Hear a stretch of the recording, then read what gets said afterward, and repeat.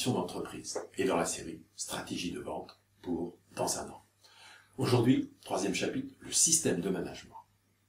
Il doit viser à l'excellence de l'expérience client.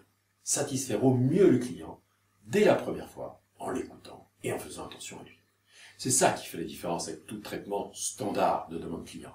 C'est l'attention que vous lui portez et que vous devez enregistrer tout de suite, comme étant ces signes particuliers, pour ne pas avoir à le traiter en masse, surtout pas comme un client anonyme. C'est ça la faiblesse de beaucoup de procédures, standards, anonymes, pas assez de différence entre le client fidèle, récurrent, et le client spot, le tout nouveau client. Parfois, ces attentes réelles, avec ses spécificités, sont explicitement formulées par lui-même. Parfois, c'est vous qui allez lui proposer, mais peu importe. L'important, c'est que, dès que l'occasion se présente, vous puissiez noter l'attention personnelle à lui apporter, et que vous pourrez lui manifester à la première occasion. Et donc de tenir compte immédiatement de ces data pouvant être pris en charge instantanément. Ce sont souvent des détails infimes, me direz-vous, mais c'est eux qui feront la différence avec d'autres offres et d'autres relations clients moins riches. Le client y sera sensible ou pas, mais c'est à vous de faire la différence. Donc, deuxièmement, il faut alors automatiser le processus de traitement de ces particularités. Il importe de ne pas avoir seulement un processus bien rodé, normalisé du traitement de la demande client. Il faut bien laisser de la place pour tous ces signes particuliers, ces spécificités propres à votre client, pour pouvoir les exploiter par la suite comme autant d'options facultatives, mais très importantes. Et le problème alors est de les transmettre à qui de droit dans la suite de la chaîne opérationnelle pour les exécuter au bon moment. Ce sont effectivement les autres personnes qui porteront eux-mêmes l'attention particulière qu'attend votre client. Troisièmement, garantir la mise en œuvre immédiate et adéquate. Dans votre manuel d'opération, ces plus clients seront intégrés au processus de traitement de la demande de base.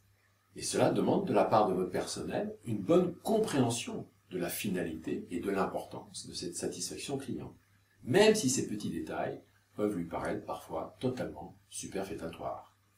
D'ailleurs, il suffira de vérifier que, dans les commentaires clients, tous ces détails ressortiront comme des expériences clients très positives.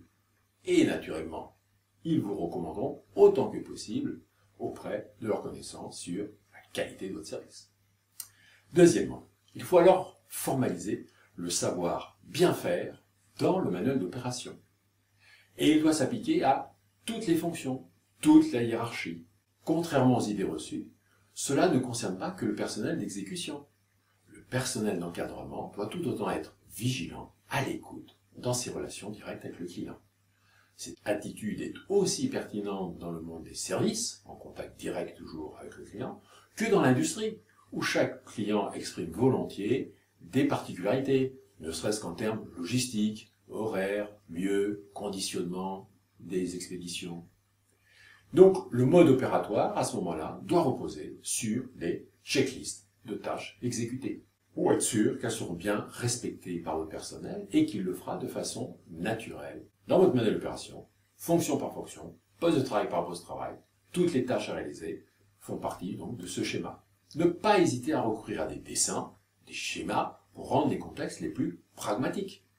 Il suffit alors d'établir des checklists à remplir.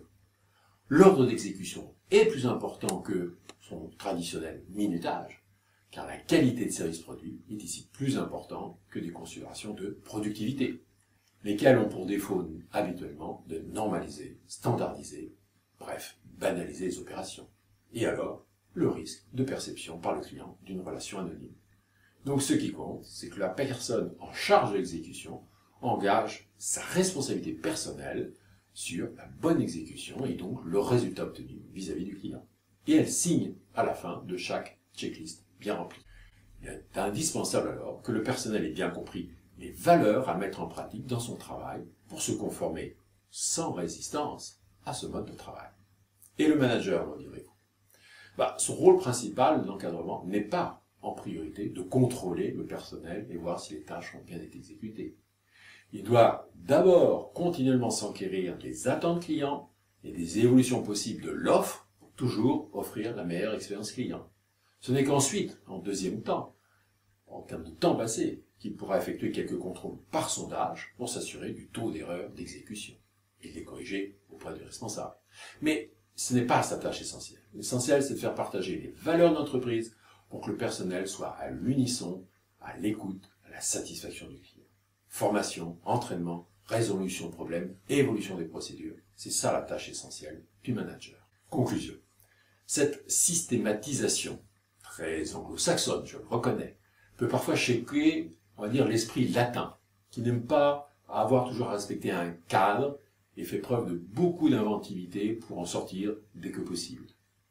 Mais cette approche est le garant de la pertinence et de l'efficience de la relation client visant à atteindre l'excellence. Et alors, vous verrez seulement votre taux de recommandation exploser. Action.